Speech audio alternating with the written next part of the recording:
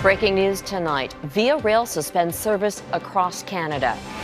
The pipeline protests grind things to a halt. Never surrender! As Ottawa says it'll meet with pipeline protesters. But there's a catch. Astonishing about-face. First they denied it, now Toronto police have copped up to using a controversial facial recognition tool. The dramatic spike in COVID-19 cases put into context. We need to be cautious when drawing conclusions. Plus the new effort to stop the spread inside a cruise ship. And new threat. They cannot be allowed to be sick. The plight for rhinos that's already happening to humans. Global National with Donna Friesen. Reporting tonight, Robin Gill. Good evening and thank you for joining us. We begin with breaking news. Via Rail has now cancelled all commuter train service across Canada because of the ongoing blockades. CN Rail also shut down its network in eastern Canada. Protesters who joined Indigenous leaders opposed to a natural gas pipeline in BC have been causing major disruptions. The Prime Minister says he's hoping for a resolution as soon as possible. Obviously, this is a situation we're following very closely, but obviously we're a country of the rule of law, and we need to make sure that those laws are followed. The federal government says it's ready to meet with the elders, but as Abigail Bimman reports, the offer comes with a call to end the blockades. Use the washrooms. This is our turf today. Activists stage a sit-in at the BC Attorney General's office in Vancouver. We are demanding that David Eby meet with us in person, and we will not leave until that happens. One staff member seemed upset. Her boss commenting from the BC legislature still shut down to the public due to protesters. We've been able to accommodate different protests, but where the line is obviously anything in relation to the safety of my staff. The BC government, along with Ottawa, have accepted a request to meet with hereditary chiefs opposed to the Coastal GasLink pipeline, but call for an end to the CN rail blockade in northern BC. I'm hopeful that it may help. It may help the situation. In Ontario, Federal Indigenous Services Minister Mark Miller offered to meet with the Mohawk community, but in an email asked them to remove the rail barricade as soon as possible, calling it a highly volatile situation, saying he's concerned about safety. Colonial politicians like Mark Miller turning the situation around like as if we're the ones that are being violent, kicking our skin. You are lying. You're manipulating, you're turning the situation around, you're gaslighting us. This BC Indigenous MLA says protests across the country aren't actually helping Indigenous people.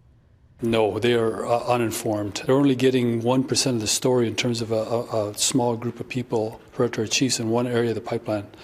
Nobody's talking about the 99% of the First Nation communities that extensively reviewed and investigated these projects for the benefit of their own communities. Now it's time for Wet'suwet'en people to handle this issue by themselves. As for whether the federal government may step in to get things moving, the conversation is really ongoing. But no answer from the Agriculture Minister, who says she knows farmers especially are impacted. Abigail Bimman, Global News, Ottawa. The blockades are hurting the Canadian economy. Rail passengers can't go anywhere, and freight trains are sitting idle. Ottawa is giving Indigenous groups space to protest, but as Eric Sorensen reports, pressure is mounting from the business community to end the disruption. At first, all eyes were on the blockades, small acts of defiance. But the impact now is mushrooming through the Canadian economy by the hour. Tens of thousands of rail passengers have been affected, mainly in the busy corridor from southern Ontario to Quebec. And what's coming now, a massive blow to freight transportation. Trucks being held up at ports on both coasts and rail cars sitting idle in an industry that moves more than $300 billion worth of goods per year, from manufacturing to oil products. Service stations could run low on gasoline, and propane deliveries are falling behind. Nothing is moving right now, and parts of Ontario, Quebec, and Atlantic Canada is starting to feel that the inventories are getting lower. The agriculture sector, coming off setbacks in trade and an earlier CN rail strike, could now see canola, wheat, and other grains stuck in elevators. Caught in the middle of an economic chain reaction, farmer Daryl Frensu. If they can't get their elevators empty to take our grain that's on contract, the simple fact is we don't get paid. If we don't get paid, we can't pay our bills. We hope that the different, groups involved will find a way to understand each other. Agriculture Minister Marie-Claude Bibeau says in the spirit of reconciliation, Ottawa is trying to balance the concerns of Indigenous protesters with the growing economic impact. Today, Bibeau suggested Ottawa can't sit back indefinitely. We have to give a little bit of time to the different parties to have a discussion and find a solution, but at a certain point, we have to do something. Hoping isn't enough. We need action on the part of the federal government. This business leader says Canada could soon see layoffs at home and repercussions abroad. If we're not seen as dependable suppliers, if we can't get our products to market, this means that companies and countries will start looking elsewhere. One survey found slightly more Canadians oppose the protests than support them, though the opposition may grow as the economic impact is felt and pressure mounts on Ottawa to get Canadian goods and passengers back on track. Eric Sorensen, Global News, Toronto. The Toronto Police Service has made a disturbing admission. Officers use secret facial recognition technology from Clearview AI to dig up sensitive personal information based on nothing more than photos. They were ordered to stop using the controversial tool last week, but just last month, the police denied using it at all. Jeff Semple reports. I am appalled that this tech is being used. That reaction from Ontario's former privacy commissioner after Toronto police admitted to using facial recognition technology from Clearview AI.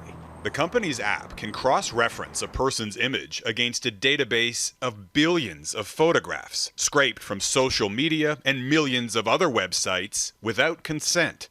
The American firm's CEO defends his tech on constitutional grounds.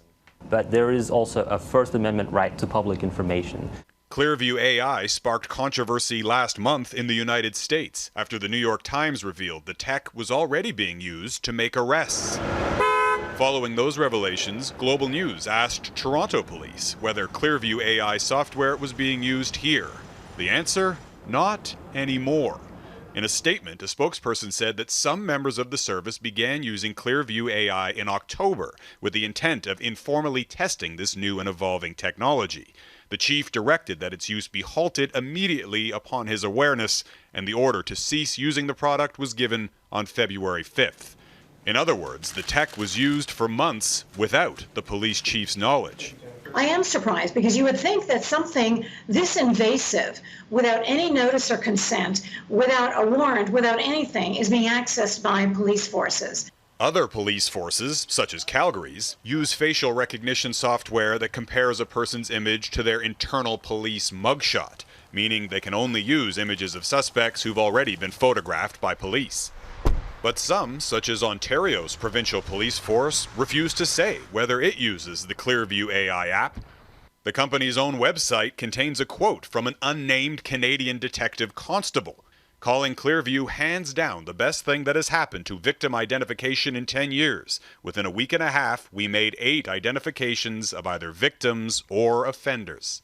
This is a technology that snuck in through the cracks in our regulations, through the cracks in our laws. Some of the world's biggest tech companies are now demanding that Clearview AI stop using their social media platforms. A number of class action lawsuits have also popped up, and the Toronto police say that they will now work with Ontario's privacy commissioner to determine whether the software is an appropriate tool for investigations.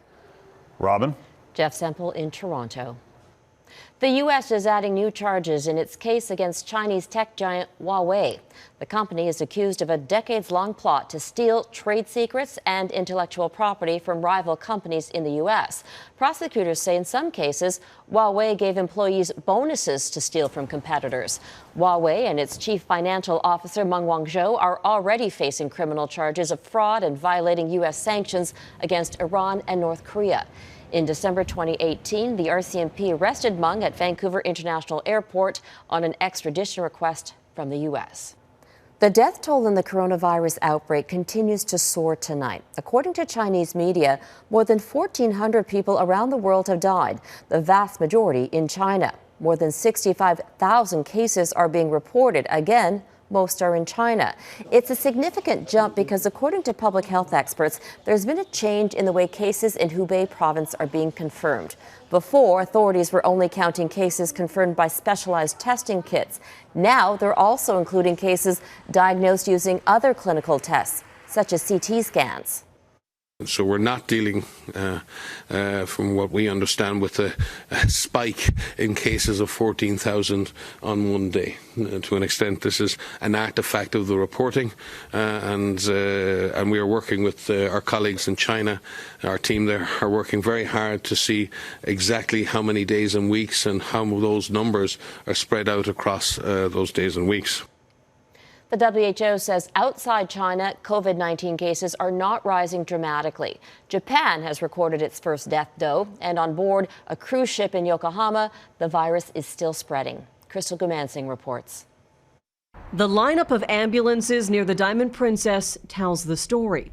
New cases of COVID-19 continue to infect those on board. The cruise ship, docked in Japan, now has 218 cases, including 12 Canadians. Efforts are underway to move older passengers, especially those in windowless cabins, to isolation centers elsewhere. The situation on the vessel has the attention of the World Health Organization. Outside the cases on the Diamond Princess cruise ship, we're not seeing a dramatic increase in transmission outside China. Dr. Michael Ryan expressed concern for those on board, noting a very different situation for the ship docked in Cambodia, where no illness has been detected. So this is a happy night. Yes! More than 1,400 jubilant Westerdam passengers are now preparing to make their way home. Angela Jones recorded this message from the president of Holland America. I'm sure you'll have some good stories to tell when you reach your final destination home. So again, I want to extend my sincere and heartfelt thank you. 4 countries and 1 territory previously turned away the ship because of fears about the virus. In some, COVID-19 causes cold-like symptoms. Others develop serious respiratory tract problems. China appears to be responding with force. More than 1,000 military medics were deployed to Hubei province and the epicenter, Wuhan. The head of the Communist Party in Hubei has been removed from his post, the latest Chinese official to be fired. Meanwhile, the WHO is calling for data, information on the virus, potential drugs, and its origins. Understanding where the source is has become very important. It's operationally very important, and for the future, it's very important. The WHO's expert team in China, led by Canadian Dr. Bruce Aylward, is already on the ground. Additional workers are set to arrive to support them this weekend. Crystal Gumansing, Global News, London. Bombardier is getting out of the commercial aviation business. The Quebec-based plane and train maker is selling its remaining stake in the A220 jetliner for nearly $600 million U.S. The company has transferred its shares to Airbus and the Quebec government as it moves to emerge from more than $9 billion in debt. Under the deal, Airbus will own 75% of Bombardier's commercial aviation business, the Quebec government 25%. Bombardier is reporting a loss of more than $1.6 billion for 2019. Airbus says the deal secures more than 3,000 aerospace jobs in Quebec. Former Conservative Cabinet Minister John Baird says he will not be seeking the federal party leadership. His announcement ends the speculation he would enter the race. So far, just 3 candidates are officially in the running. Baird's former cabinet colleagues Peter MacKay and Aaron O'Toole, plus Toronto lawyer Leslyn Lewis. Prime Minister Justin Trudeau has concluded a week-long trip to Africa. His visit was part of a Canadian campaign to get support from African nations for Canada's bid to win a Security Council seat. Our chief political correspondent David Akin has been traveling with the Prime Minister. So, David, did Trudeau secure any votes for that seat? Well, it's impossible to say with any certainty. It is, after all, a secret ballot on June 17th at the UN, and countries are known to change their minds. But what we do know is that the diplomats working on the Security Council campaign tell me that they feel more upbeat now than they did a week ago. The only African leader to come right out and say that Canada should be on the Security Council was Senegal's President Macky Sall. He did that Wednesday at the beginning of Trudeau's 2-day trip to this West African country. Trudeau has told African leaders Canada would use a seat on the Security Council to, among other things, advance gender equality. Trudeau also says Canada would help African nations fight climate change and keep oceans clean. Being on the Security Council is a further way of us to have an either greater impact in standing up for the principles we believe in. But Canada is in tough against competing bids by Ireland and Norway. They and other critics of Canada's bid have been reminding African voters that Canada spends a relative pittance on foreign aid. Indeed, Norway spends, relatively speaking, 5 times as much, something Norway's Prime Minister Erna Solberg was saying as she too campaigned for votes at last weekend's African Union Summit. Our difficulty now is a bit that we in Canada have a same approach, but maybe we've been a more steady partnership for the multilateralism for a long time. Solberg and others argue Canada's commitment to the continent has been inconsistent. Meanwhile, Trudeau's political opponents are hammering him for not being home to deal with those protests and economic turmoil. But Trudeau's not coming back anytime soon. Next week, he's traveling again, this time to Barbados, where he will pitch Caribbean and Latin American countries for Canadian UN Security Council votes. David Aiken, Global News, Dakar. Controversy grips the U.S. Justice Department. Coming up, the allegations it's doing a favor for the president and one of his confidants.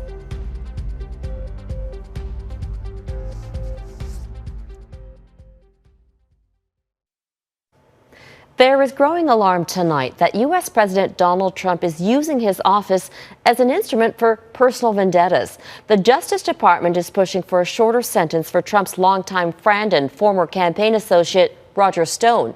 He's been convicted of lying and obstructing the Russia investigation. Here's Jackson Prosco.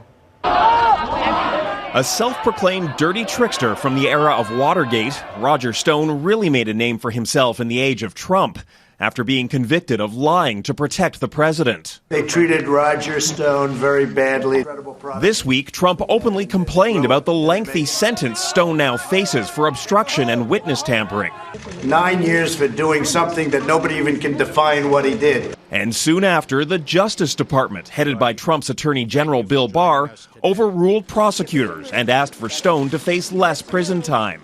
This is an abuse of power that the president is again trying to manipulate federal law enforcement to serve his political interest. 4 government lawyers have resigned in protest, renewing accusations that the Attorney General is serving the interests of Trump and not the American people. I want to thank the Justice Department for seeing this. Barr responded by telling the president to stay out of it. I cannot do my job here at the department with a constant background commentary that undercuts me.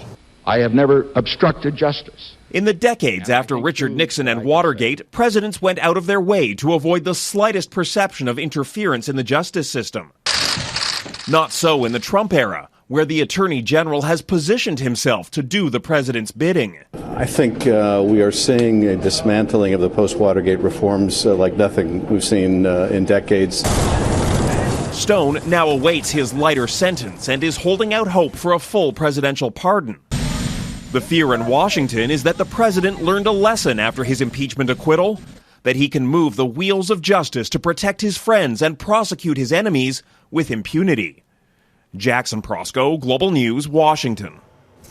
Still ahead, a volcano erupts at the crack of dawn, lighting up the skies in Mexico.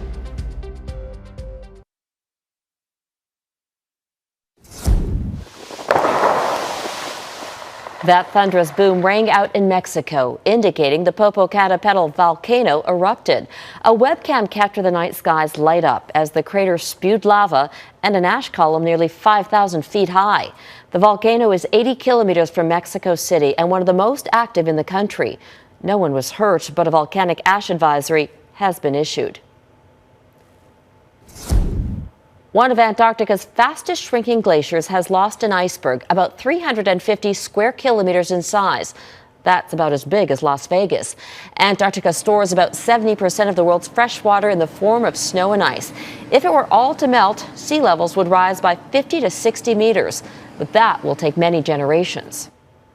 And scientists have recorded Antarctica's hottest temperature ever, a high of 20.7 degrees Celsius at Seymour Island.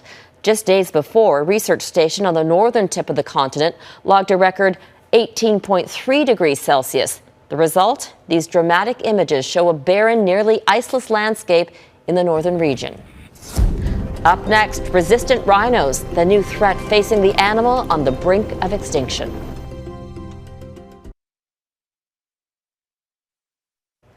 Poachers have pushed the black rhino to the edge of extinction, but the horned animals are now facing a new threat. They appear to have become unexpected casualties of antibiotics. A study out of Kenya finds rhinos are developing alarming levels of resistance to the drugs. Mike Armstrong reports. There are only 29,000 rhinos left in the world. Officially, they're classified as critically endangered. Their main threat has been poachers hunting them for their tusks. But a group of scientists found a new threat, antibiotic resistance, and that's a problem for veterinarians caring for endangered rhinos. They cannot be allowed to be sick, and if they are sick, they need to be treated. The group worked out of Kenya's Ruma National Park. It analyzed the fecal matter of black rhinos. So here we are seeing more of a woody part. You're seeing sort of a branching. In the lab, scientists pulled E. coli out of the rhino stool samples. They analyzed its resistance to 8 common antibiotics and compared that to human results. What they found is black rhinos living in the wild and humans had similar resistance to 4 of the antibiotics. And in 2 of the others, the black rhinos had more resistance than humans. We need to consider how we handle these animals. Now, the cause isn't known. It could be transmission from conservationists or contamination in a river, but antibiotic resistance is a massive issue. A Canadian group raised alarm bells this past fall. It found that in 2018 in Canada, 26% of bacterial infections were resistant to treatment, but predicted that number could hit 40% by 2050. The Rhino study shows the misuse and overuse of antibiotics by humans is affecting other species, even in the wild, as well. Mike Armstrong, Global News. That is Global National for this Thursday. I'm Robin Gill. Tonight, Your Canada is Dildo, Newfoundland, and Labrador.